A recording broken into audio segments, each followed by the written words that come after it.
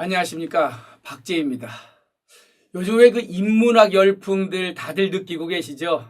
인문학 언제부턴가 우리한테 아주 익숙한 말이 되었습니다. 옛날 같으면 과학, 기술 이런 것만이 이 시대의 가장 주류라고 생각했는데, 옛날에 우리가 잊고 있었던 이 인문학이 다시 바야흐로 급부상하고 있는 시대입니다. 여러분들 잘 아시는 그 스티브 잡스요, 철학가 출신인 거 알고 계십니까? 세계적인 IT 기업을 만들고, 그리고 이 시대를 가장 선도해 나가는 바로 이 벤처 기업의 선구자가 바로 철학가 출신이라는 것 때문에 더욱더 이 인문학에 대한 관심이 커져 있는 것 같습니다. 그래서 많은 분들이 자녀들한테 역사를 가르쳐야 된다, 철학을 가르쳐야 된다, 더 나아가서는 문화, 예술 다방면의 인문학적인 교양과 그리고 지식을 많이들 교육하고 계시죠. 그런데 여기서 인문학의 그 인문에 대해서는 한번 다시 좀 고민을 해봐야 됩니다. 우리가 왜 인문학 하면은 문학, 역사, 철학처럼 아주 어려운 이 교실 안에, 연구실 안에 이야기만 인문학이라고 생각하는데, 실제로 인문학의 그 인문은 그 인문이 아닙니다.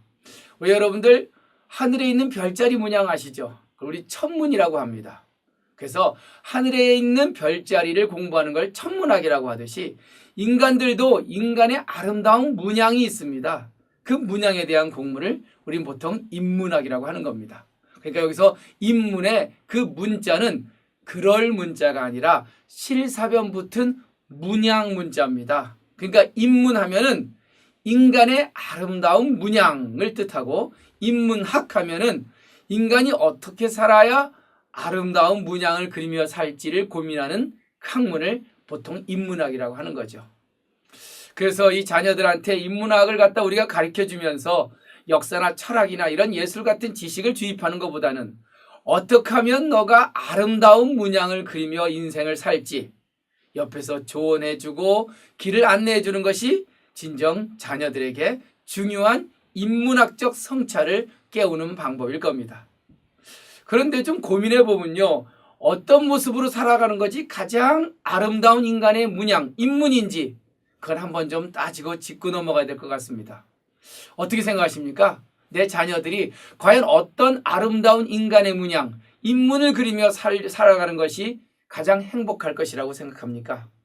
물론 좋은 학교를 나오고 또 수준 높은 곳에 올라가서 좋은 회사에 들어가서 정말 남들과 다르게 돈과 부와 귀를 다 갖는 것이 아름다운 인간의 문양이라고 생각할 수도 있겠지만, 그러나 그것만 가지고서 그 아이가 정말 인간의 아름다운 문양을 그리며 살아간다라고 단언하기는 쉽지 않습니다.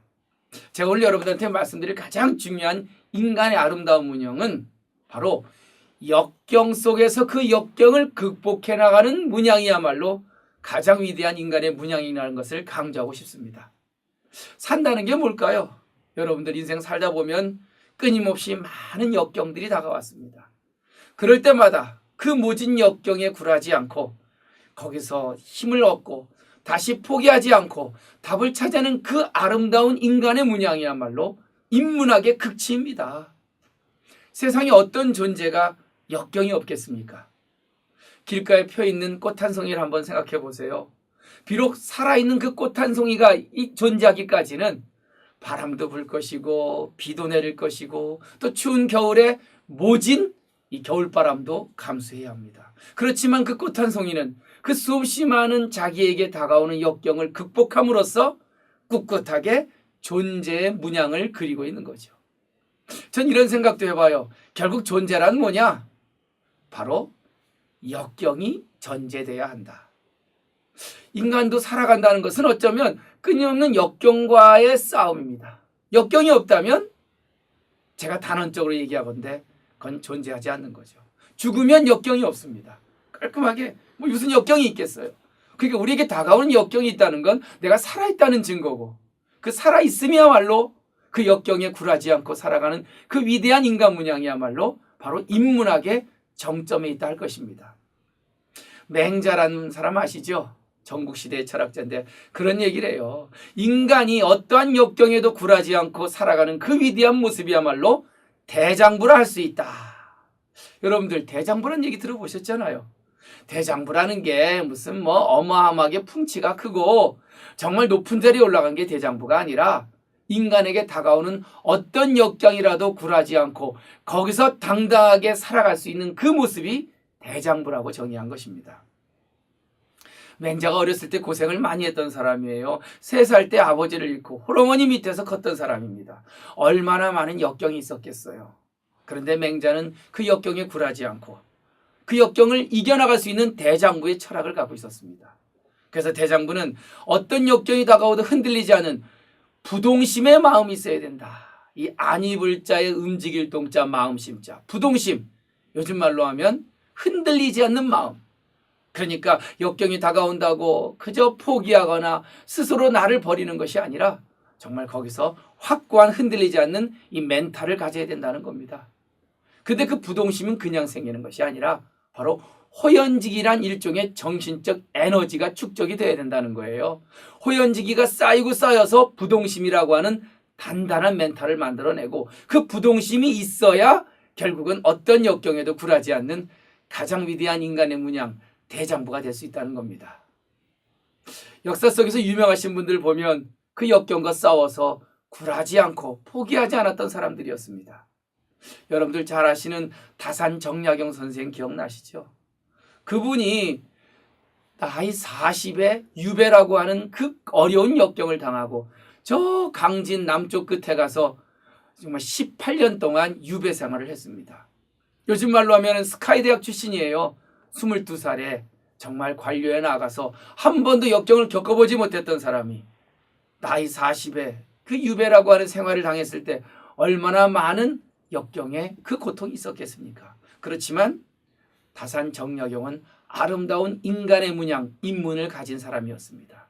거기서 그 역경을 극복하고 오히려 600권이란 책을 씀으로써 후기 조선실학의 꽃을 피웠던 그 다산이야말로 참으로 아름다운 인간의 문양을 가진 사람이었죠.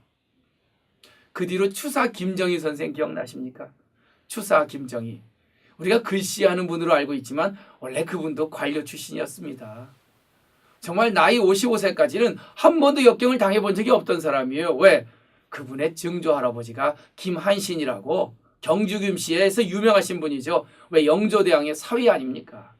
그렇게 잘 나가던 집안의 도련님으로 태어나서 한 번의 역경도 없이 살다가 나이 55세에 또다시 제주도 남쪽 끝 대정이란 곳에 가서 유배 생활을 하고 8년 3개월 동안 정말 최악의 역경을 맞이합니다. 아마 인간의 문양을 안 갖춘 분이라면 거기서 무너지고 말았겠죠. 자기 신세 한탄이나 하면서 술이나 먹고 내가 왜 이 지경이 됐는지 자조하면서 인생을 마쳤을 텐데 인간의 문양, 즉 인문학적 성찰이 있는 사람은 그 역경과 싸워서 이겨냈습니다. 거기서 추사체라고 하는 글씨체를 만들어내요. 그리고는 조선 후기의 가장 위대한 글씨의 대가로 거듭나게 됩니다. 역사를 보면요, 위대한 사람들의 특징은 바로 그런 인간의 문양, 다시 말하면 흔들리지 않는 멘탈, 부동심의 마음으로 나에게 다가온 역경을 극복한 호연지기의 에너지를 갖고 있는 사람들이었습니다. 그들은 역경 앞에서 굴하지 않았고 포기하지 않았고 오히려 그 역경을 이겨내고 더욱더 당당하게 자기 인생의 새로운 모습을 만들어 나갔던 사람들이었습니다. 전 여러분들의 자녀들이 항상 편안하고 행복할 거라고 생각 안 합니다. 물론 제 자녀도 마찬가지겠죠. 어려움은 닥치게 돼 있습니다. 뭐 성적이 떨어질 수도 있고 그건 아주 작은 문제죠. 뭐 입시에 실패할 수도 있고 그것도 그렇게 큰 문제는 아닙니다. 정말 엄청난 병과 싸워야 할 때도 있을 거고 내가 저지르지도 않은 죄의 누명을 다 뒤집었을 때도 있을 거예요. 그럴 때마다 흔들리지 않고 거기서 무언가 자기의 위대한 가능성을 발견하고 찾아내서 역경과 한판 싸워 이겨나간다면 그 사람이야말로 진정 아름다운 인간의 문양을 가졌다. 바로 인문이라고 할 수 있습니다. 저는 주역에 그런 말이 생각이 납니다. 역경은 꽃을 피우는 텃밭이다. 예, 주역에 보면 여러분들 궁즉통이란 말 있죠.